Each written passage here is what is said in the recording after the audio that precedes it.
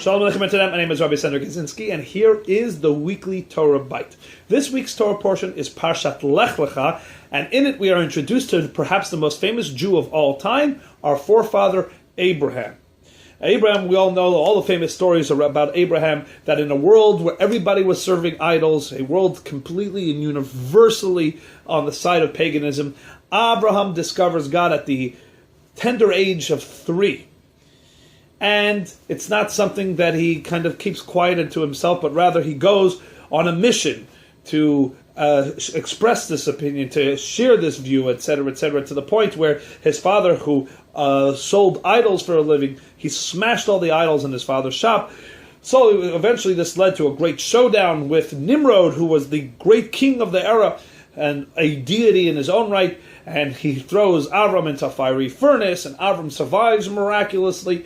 And then Avram takes his message, his evangelizing on the road. He establishes a tent with doors in each direction, so that when people were traveling, anybody could always approach his tent. He'd provide food for them, and he would engage them in the conversations. And the Rambam, Maimonides, says that Avram was successful to the point of bringing over tens of thousands of people to monotheism.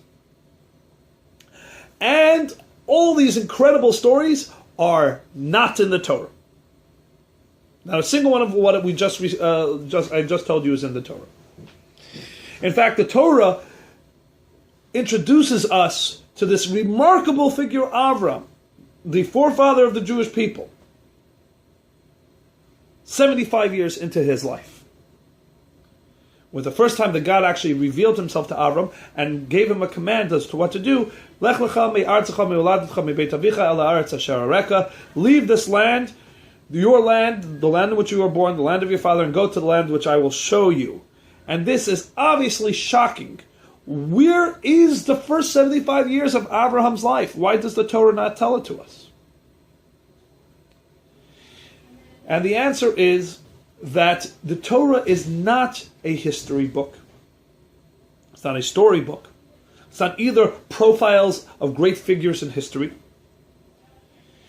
And therefore, the job of the Torah here is not to profile the great figure that is Avraham. Because if we were profiling this great personality, we would have to start from the beginning of what made him a great personality, all the way back to him at the age of 3. But the Torah is not doing that. The Torah is a book of lesson, and the lesson here is what it is to be the first Jew. Again, we profiled Adam as the first man, and we profiled Noach as, again, the first great, perhaps the great servant of God, who recognized God and defied a corrupt world. Abraham is a different story. Abraham, we're not talking about a great figure, we're profiling the first Jew. Now, why was Abraham elected to be the first Jew? Because he was an incredible candidate. Because he discovered God at the age of 3. Because he was willing to stand up for his beliefs and his convictions despite the entire world's sentiment, etc., etc. But that's all his candidacy. The Torah picks up the story once he was elected as the first Jew. And what does it mean to be a Jew? And that's the message to each and every one of us. Being a great mensch, being somebody who discovers truth, stands for truth, shares truth, as a person of great kindness, etc., that's all being a good person, a good human being. What it means to be a good Jew is that God gives you instructions as a Jew and you follow through. And that's why the story opens up with Abraham, with the first command that Abraham gives to God, that God gives to Abraham, and Abraham doing so. Because the Torah is saying, that's the story we're telling you when we're talking about Abraham. Everything else was his candidacy. This is him post-election. Elected to be the first Jew. Why? Because he was given a mandate and he followed through on it. That's the story, the lesson in this week's Torah portion. The lesson to all of us is that while being a mensch is important, while being kind is important, while being a person of truth is important, what it means to be a Jew is to follow the instructions given to us in the Torah, given to Jews in the Torah.